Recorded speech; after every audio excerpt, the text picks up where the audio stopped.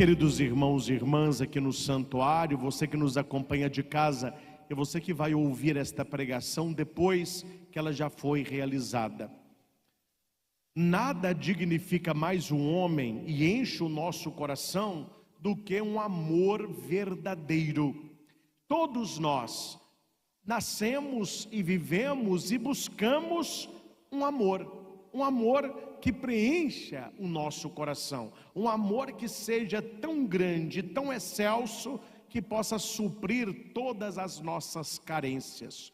E este amor nós não vamos encontrar no ser humano, não vamos encontrar nem homem e nem mulher, mas é o amor de Deus. Esses outros amores que a gente conhece, e o mais excelso de todos, o amor de mãe, Deus vai comparar o seu amor ao amor de uma mulher, e Ele vai dizer que ainda que a mãe esqueça o seu filho, o que é muito complicado, ainda que a mãe não lembre daquela que ela amamentou, Deus não nos esqueceria. É o amor de mãe. Depois vem o amor da família, o amor dos amigos de verdade.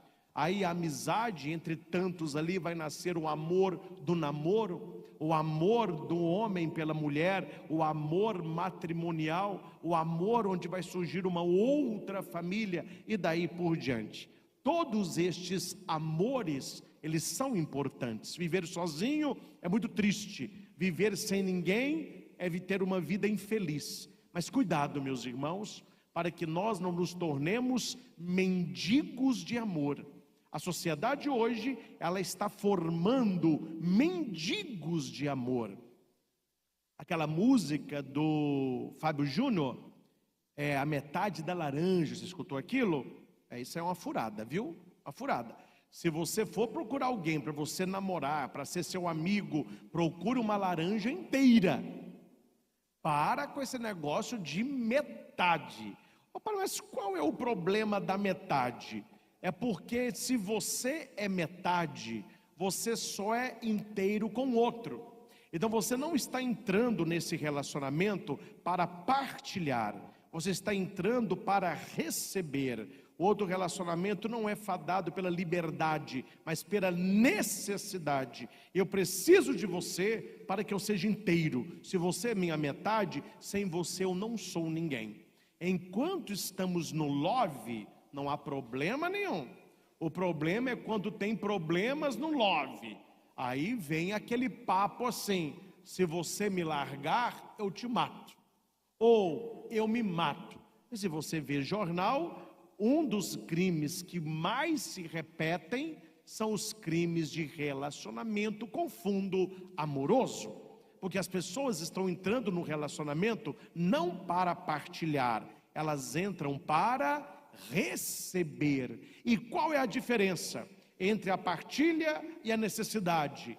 É o teor do ciúme.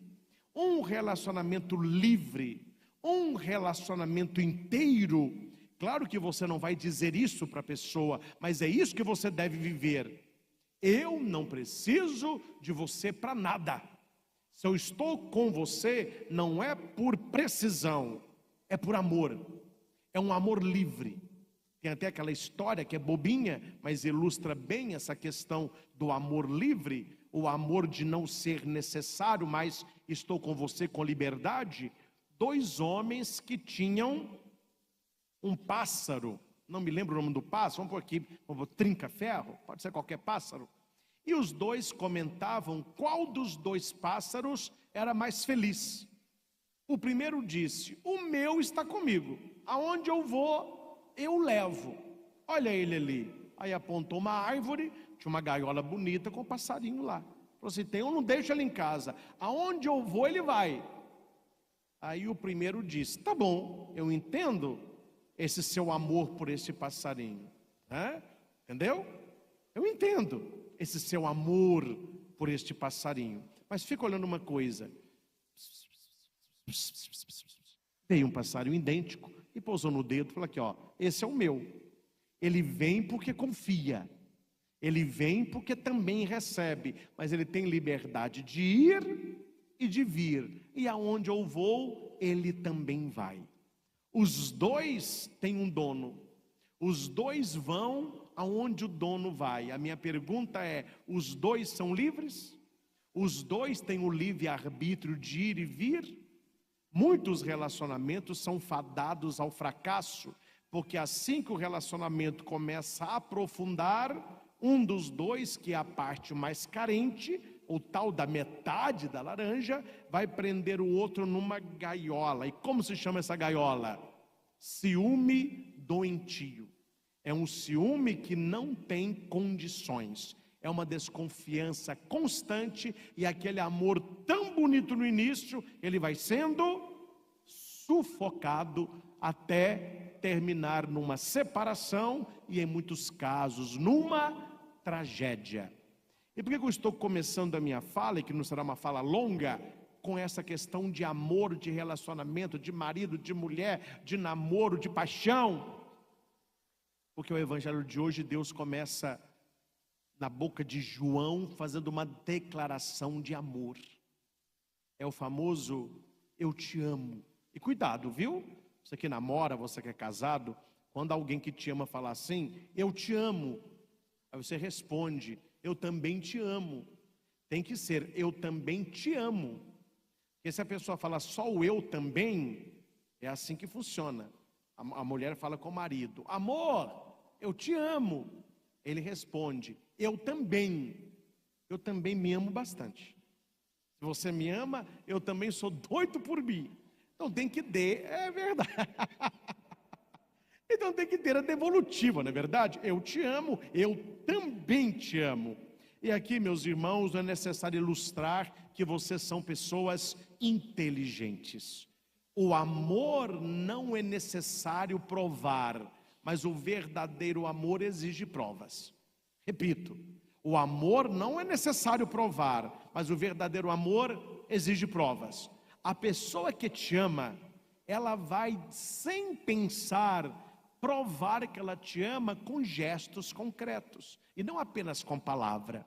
E eu dizia que esses amores que nós temos, por mais que eles sejam bons e necessários, eles jamais, escutem isso, ele jamais vai ocupar no seu coração o tamanho do vazio que você tem de amor. Porque se você tem um vazio no seu coração, a pessoa que diz para você, eu te amo, ela também tem. E por mais que você a ame, você não vai conseguir preencher um amor que é eterno. Só Deus. Por isso que Deus, quando aparece para Moisés, entregando as 10 palavras, ou os 10 mandamentos, o decálogo, o primeiro é, amarás o Senhor teu Deus. O primeiro mandamento é amar a Deus. Por que amar a Deus em primeiro lugar? Porque Ele nos amou em primeiro lugar. Um abismo, ele só é preenchido por outro abismo. O nosso abismo humano de carência, ele só é preenchido pelo abismo do amor de Deus, que é eterno. É um amor que não acaba, é um amor que não tem fim, é um amor que não tem altura, profundidade, largura, peso. É um amor de Deus, e a leitura vai dizer, Deus amou tanto o mundo, que Ele deu o seu Filho unigênito. Ele provou que nos ama, entregando Jesus para morrer na cruz, de modo que todo que nele crer, tenha a vida eterna.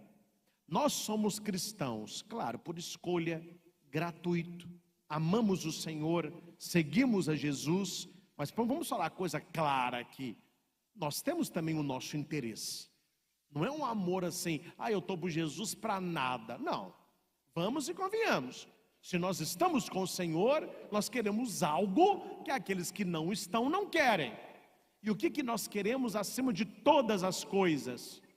Vida eterna. O cristão, ele quer isso. O cristão, ele está seguindo Jesus, porque o dia que a morte nos visitar, nós não queremos permanecer ali, nós não queremos que seja morte, mas seja vida. Os nossos entes queridos falecidos, eles falecem para nós, eles não falecem para Deus, eles morrem para nós, eles não morrem aos olhos de Deus, porque nós cremos na vida eterna. Até na celebração da Santa Missa, antes de recebermos a comunhão, o padre diz, Eis o Cordeiro de Deus, eis aquele que tira o pecado do mundo. O que a gente diz?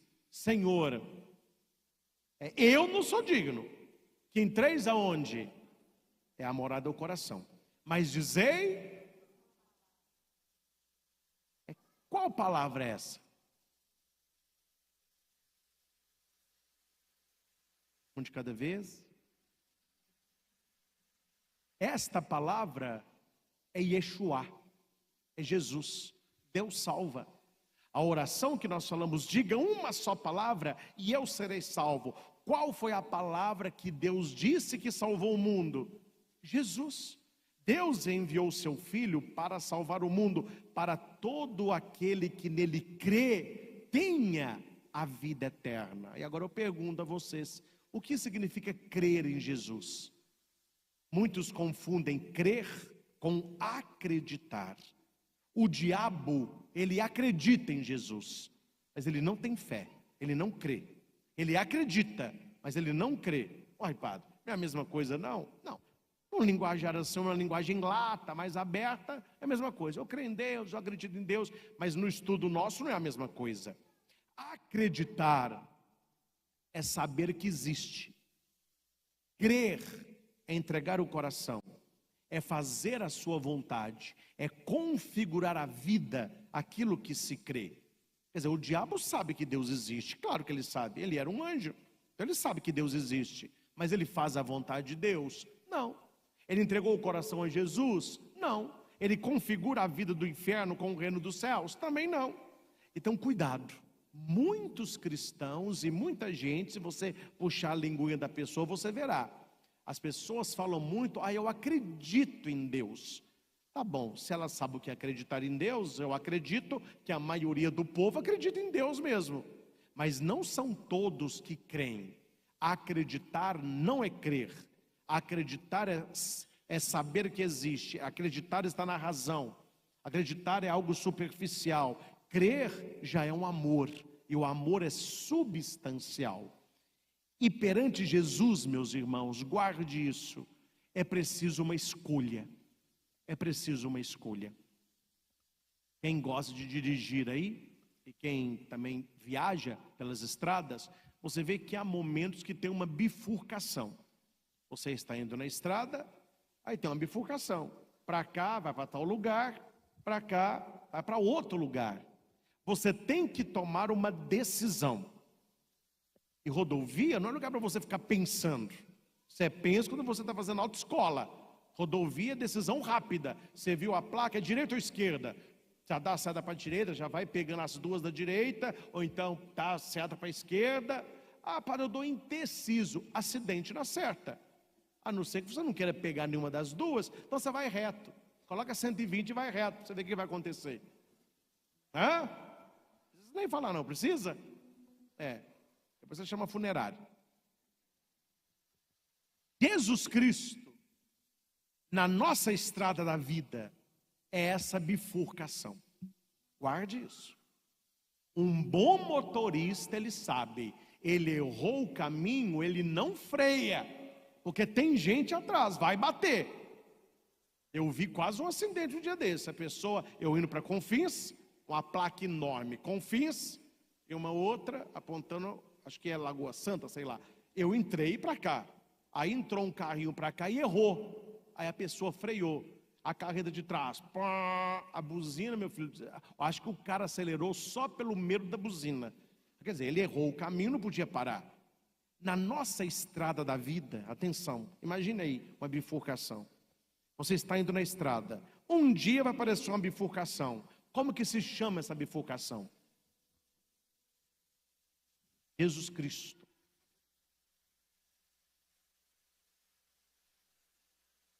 Quem nele crê, não é condenado. Quem nele não crê, já está condenado, porque não acreditou no Filho unigênito. O que não existe é não posicionamento, é não decisão, abstenção, não existe isso. Nós temos que pegar uma das duas, eu creio ou eu não creio? Eu vou seguir o Senhor ou eu não vou seguir o Senhor. E a palavra é clara: aqueles que seguem o Senhor têm que viver como filhos da luz. Aqueles que não seguem o Senhor, eles não têm medo de viver como filho das trevas. E quem está nas trevas, quem pratica o mal, odeia a luz, porque a luz vai mostrar as ações ruins. Ao contrário, aquele que está na verdade, na luz, ele se aproxima ainda mais da luz, para que as suas ações sejam vistas, porque são realizadas em Deus. Todos nós, meus irmãos, numa hora ou na outra na vida, nós vamos nos deparar com essa bifurcação. Eu me deparei há anos atrás, talvez você já se deparou com ela. Você que ainda não se deparou, é momento de pensar e escolher um caminho. É preciso: onde eu estou? Quem eu sou? Na minha vida de espiritualidade, eu estou seguindo o Senhor ou não? A coisa que eu acho mais estranho na vida espiritual, eu falo aqui do cristianismo, do catolicismo, vou fazer uma metáfora, vocês vão entender perfeitamente. A pessoa, ela pega a saída aqui, rumo a Itaúna, acelerando, sumiu para lá. Aí alguém diz para ele: você quer chegar aonde? Ele vai dizer: eu quero chegar em Oliveira. Olha, filho, então você faça o retorno, porque Oliveira é para lá. Não. Eu sei que se eu acelerar 1 hora, Oliveira aparece. Eu estou falando como padre e como conselheiro de pessoas que me procuram. Quantas pessoas estão vivendo de um jeito, querendo chegar de outro jeito? É como se eu escolhesse a rodovia de Cristo, mas vivendo como aqueles que não são de Cristo, tendo valores daqueles que não são de Cristo. O Senhor, Ele trabalha a nosso favor? Trabalha. A graça de Deus, ela opera em nós? Opera. Mas por favor, gente, nós precisamos ajudar a Deus. É aquela famosa frase: se você não vai ajudar, então não. Quanta gente atrapalha a Deus. Deus tentando abençoar você, Deus tentando colocar uma pessoa boa na sua vida, Deus tentando te mostrar qual que é o trabalho que Ele sonhou para você, Deus tentando apontar caminhos, Deus abrindo portas, Deus te dando oportunidade. A pessoa não enxerga. A pessoa não enxerga. Ela continua dando murro em faca, sofrendo e fazendo os outros sofrerem. Uma pessoa perdida na vida, e tudo está ali na sua. Por que ela não consegue ver? Porque ela está ainda no acreditar. Ela precisa passar para o crer. Para o crer. Eu já contei uma vez há bem tempo, não sei se eu já contei aqui, mas para finalizar vale a pena lembrar a parábola do equilibrista. Uma cidade do interior, um cara entrou para o circo de Soleil, e circo badalado, né? Famosíssimo. E ele voltou para visitar uns parentes dessa cidade do interior. Aí, meu filho, o estado do interior pequenininho, o cara era o cara, né? Então falou: enviou um equilibrista aí, vamos pedir para ele fazer alguma coisa. Ele é bom mesmo? Que é isso, meu filho? Circo Soleil, o que você imagina? Um dos maiores circos do mundo. Vamos falar com ele. Aí falaram com a família dele: olha, pede ele aí para fazer alguma coisa para a gente ver. É de graça, viu? Ninguém vai pagar nada não. Não, ele faz, isso aí para ele é fácil. Aí o cara chegou, a família acolheu, falou: olha, o pessoal ficou sabendo que você está na área, o pessoal quer ver alguma coisa. Não, e é fácil. Toda cidade do interior tem uma praça como igreja, geralmente. Toda igreja tem uma torre. E se tiver na cidade um prédiozinho, por menor que seja, vai estar nessa praça. Então você peça para esticar um cabo de aço da torre da igreja para o alto do prédio. Nesse cabo de aço eu vou mostrar aí o meu talento. Que dia que pode ser isso? Pode ser domingo agora de manhã. Que hora que tem missa lá? A missa é às 8. Não, depois da missa a gente faz o show. Meu filho, a praça lotou. Aí ele falou: olha, agradeço a presença de todos, espero que vocês acreditem no meu talento. Ele começou com coisas simples, né? equilibrou no cabo de aço, foi andando, passou da torre da igreja para o prédio, sem rede, sem nada, muito alto. Todo mundo ficou até sem fôlego. Nossa, se o cara cai, não sobra nada. Chegou, todo mundo, agora eu vou descer de costa. Opa, já ficou mais difícil. Aí desceu de costa. Desceu, todo mundo, ó, o cara é bom, hein? Cara, Chico Solé também, né, gente? Vocês vão imaginar. Acho que é equilibristinha? Não, o cara é o equilibrista. Falou, agora eu vou subir com o olho fechado. Me arruma uma venda preta aí. Enrolou o cara de pano preto. E subiu. Todo mundo, achei que ia. Falou, agora eu vou descer de costa, de olho fechado. Desceu. Não, isso aí o povo estava doido. Falou, nossa, é o melhor. Venta, ele balança, não cai. Isso aí não cai. Tem alguma coisa no pé daquele cara, não tem condição. Você é um artista, você é um talento. E o povo foi chegando. Os vilarejos de Torre Redondeza, vamos lá ver, gente. Não cabia ninguém na praça. Ele falou, agora eu queria uma bicicleta. Falou, ó, pode ficar na minha. Tira o pneu aí. Aí tirou o pneu, aí ficou, né, só no fio, ele foi, atravessou todo mundo. Você é mole para ele. Quer ver? Vai de costa. Olha lá, desceu. Ele faz tudo. Está sem graça mais. Vai dar uma roda só. Ele foi. Volta com a da frente. Aí, tudo o cara fazia. Aí o pessoal estava assim. Ele falou, agora o grande final. Quem é que acredita em mim? Todo mundo. Eu. Quem acredita em mim? Eu. E foguete, bandeirinha, o pessoal vendendo algodão doce, água mineral, real. Aquela confusão. E o cara falou assim, então para terminar, eu vou subir pela última vez na bicicleta. Mas acreditar em mim, eu sei que todo mundo acredita. Quero saber quem tem fé. O que significa isso? Um de vocês que acredita em mim, sobe, e você vai abraçar na minha costa, e nós vamos atravessar junto. Quem que sobe, gente?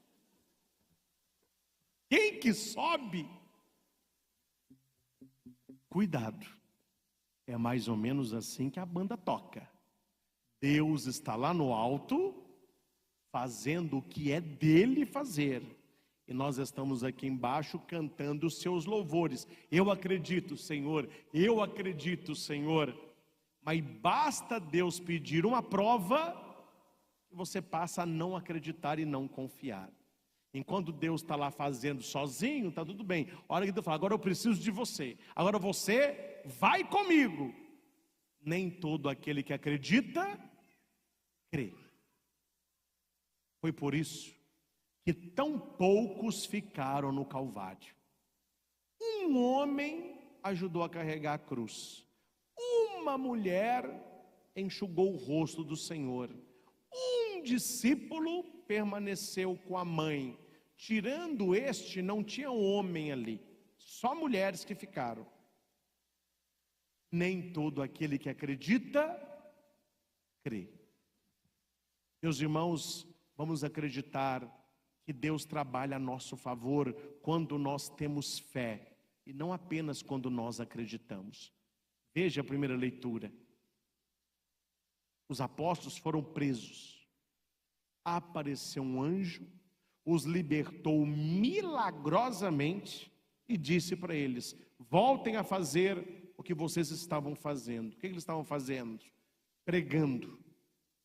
No outro dia, eles abrem a cela, não há ninguém lá. Os guardas não saíram, os portões não foram abertos. Meu irmão, onde estão os prisioneiros? Eu não sei. Eles estavam aqui. Alguém disse, estão lá no templo evangelizando. Quando você escolhe, na estrada da vida, pegar o caminho Jesus Cristo, não há outro caminho. Mais cedo ou mais tarde, você terá que falar dele. Você, papai e mamãe, eu lembro de você jovem. Você lembra quando o seu filho, ou quando você começou a namorar a primeira vez? Você consegue lembrar aí? Qual era o assunto que você mais falava? É da pessoa. Sem parar. Tudo lembra a pessoa. Você vai comer um sanduíche? Nossa, lembrei.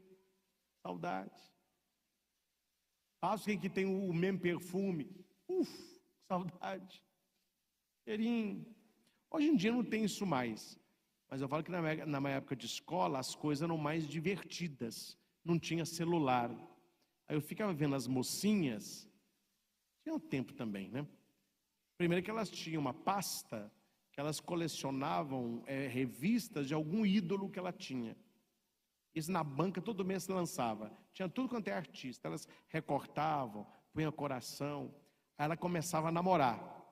Aí o namorado não gostava, né? O ciúme aí. Ou eu, ou Brad Pitt. A namorada não falava, mas ela pensava assim, não pede para escolher, não. Ou eu ou o Rambo, né? Eu lembro na minha sala de aula que as mocinhas que começavam a namorar, não sei se vocês fizeram isso, elas tinham uma agenda onde ela ia anotando o dia a dia do namoro dela. Aí o namorado dava um sonho de valsa. Ela comia o bombom, punha o papel debaixo de uma folha e passava, ele ficava retinho. Ela punha e grampeava e punha. Ele me deu esse bombom dia tal. Lembra disso? Eu não tinha essa agenda, mas eu lembro na minha sala de aula que é tanto de agenda, cheio de papel, de cartinha. Não falar, mas tinha uma competição, sabe? A agenda no final ficava assim, ó. Quanto mais a agenda era estufada, mais o casal amava. Então aqueles casais com a agenda vagabunda, a namorada falava, ô bem, me dá mais coisa aí. Compra para mim um bis, pelo menos um bis. Aí ela põe o bis, aí no calor o bis derretia, uma confusão danada. Mas por que eles faziam isso? Gente, olha para cá, se eu estou mentindo, você me diga. Quando você ama demais alguém, ou você gosta demais de algo, você tem necessidade de falar. Aí quem começa a namorar agora só fala de namoro. Eu estou namorando, estou namorando. Olha uma mulher grávida. O que uma mulher grávida mais vê na rua? Mulher grávida. Ela não vê mais nada. Ela nunca viu tanta mulher grávida na vida dela. Quer dizer, antes ela não via, agora que ela está grávida, ela começa a ver roupa, sandália, nome. A minha pergunta é, atenção, qual a necessidade que você tem de falar de Jesus para as pessoas? Não tenha vergonha, porque é muito sério. Quem pegou a estrada do não Jesus é normal. Mas quem pegou a estrada de Jesus, ele vai dizer, se você se envergonhar de mim perante os homens, eu vou me envergonhar de você perante meu Pai. Imagina que se você quer levar uma carada dessa, você chega lá no céu, Jesus fala assim, eu não te conheço. Que isso, Senhor? Você não me conhece? Não, você me negou perante os homens, eu te nego perante meu Pai. Está escrito na palavra. Então testemunhemos o Senhor com a nossa vida, com o nosso coração, com o modo de viver, com o modo de existir. E não tenha dúvida, o Senhor trabalha, luta a favor daqueles que nele creem. Entrega a tua vida ao Senhor e Ele vai trabalhar por você. Eu tenho inúmeros testemunhos, que não é o caso aqui, mas de pessoas que estudaram, que trabalharam, que investiram na sua área, que entraram com tudo, e quando ele fez tudo o que ele podia, Deus foi abrindo portas. É claro que aquele que está com o Senhor sentirá uma presença do Senhor. Então seja amigo, seja íntimo, reze, participe, tenha intimidade com Ele. Tenha na sua casa, isso toda casa deveria ter, uma bonita cruz, com o crucificado, né? Não é só a cruz, não, um crucifixo, num lugar de destaque na sua casa. Quando você estiver triste, abafado, quando você estiver achando a sua vida ruim, difícil, senta e fica assim para a cruz, ó. São João Crisóstomo que fala isso. Nas tuas dores, olha para o homem das dores. Nas tuas dores, olhe para o homem das dores. O dia que nós entendemos, meus irmãos, o que aconteceu na cruz, a nossa vida terá um outro significado. É Deus gritando para cada um de nós: eu te amo. E Ele não apenas disse isso, Ele provou na cruz o seu amor. Se Ele nos ama, nós devemos amá-lo de todo o coração, com palavras e atitudes, porque crer é muito mais que acreditar. Amém? Vamos fechar os nossos olhos um instante. Deus eterno e todo-poderoso, nós tomamos posse desta palavra. Obrigado, meu Pai, porque Jesus Cristo foi enviado ao mundo não para me condenar, mas para me salvar. Ele é meu Salvador. Jesus provou o tamanho do amor de Deus por mim, morrendo na cruz, para o perdão dos meus pecados. Obrigado, Jesus, por não ter desistido de mim, por não ter voltado atrás. Obrigado, Senhor, porque fostes traído por mim.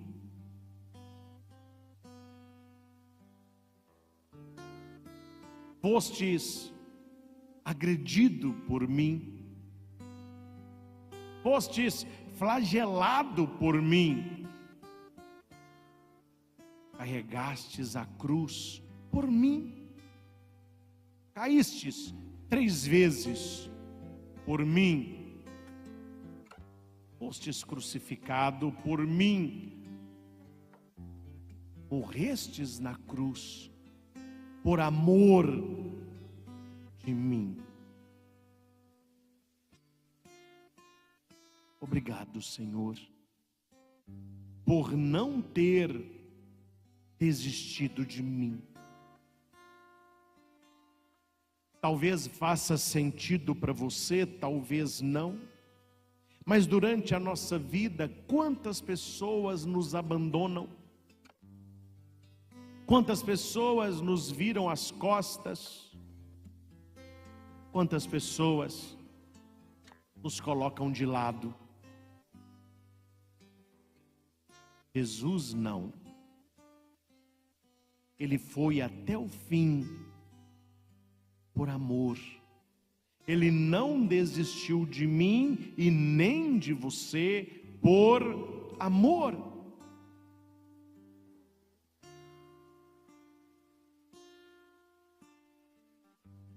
Nós cremos em Jesus Cristo, então nós teremos vida eterna.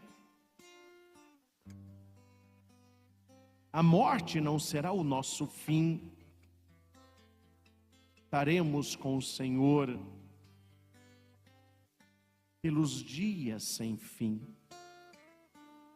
E enquanto estamos na nossa missão, missão de testemunhar, missão de pregar, missão de realizar aquilo que é a vontade dEle, o seu anjo está pronto a nos libertar de toda e qualquer prisão.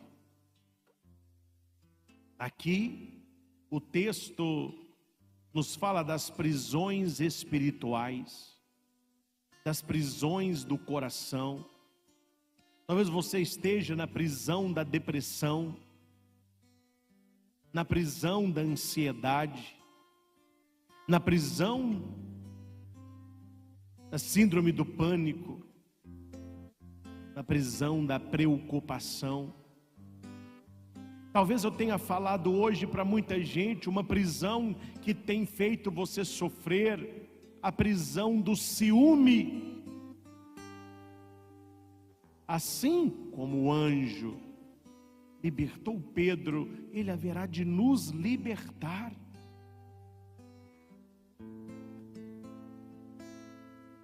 Você não luta sozinho. Você não tem que enfrentar os seus problemas sozinho.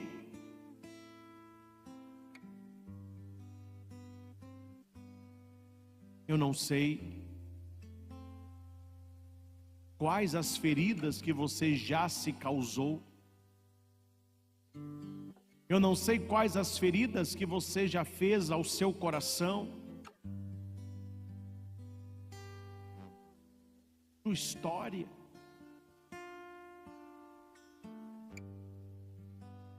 Eu não sei quais as pessoas que você já feriu. Eu também não sei quais as pessoas que já feriram você. Porque nós temos dois tipos de feridas: aquelas que nós nos fazemos e aquelas que os outros nos fazem. Talvez pessoas riram de você, pessoas criticaram você, pessoas duvidaram de você, pessoas isolaram você, pessoas abandonaram você, menosprezaram você.